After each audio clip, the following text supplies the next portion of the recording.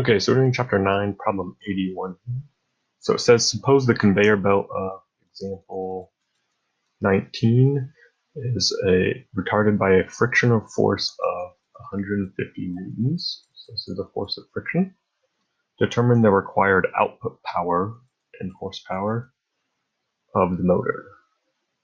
Okay, as a function of time from the moment the gravel starts falling at time t equals 0 until the time t equals 3 seconds after the gravel, the 22-meter long conveyor belt.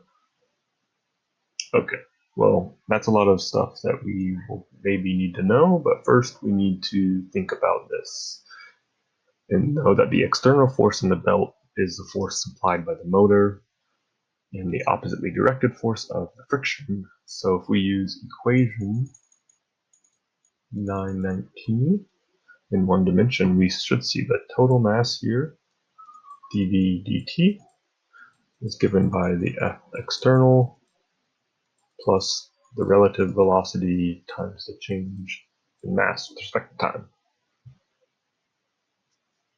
Okay, so it says the belt's moving at a constant speed, so this part is 0, and we have the external forces of F of the motor plus F of the friction, and this equals, plus negative V times dN dt.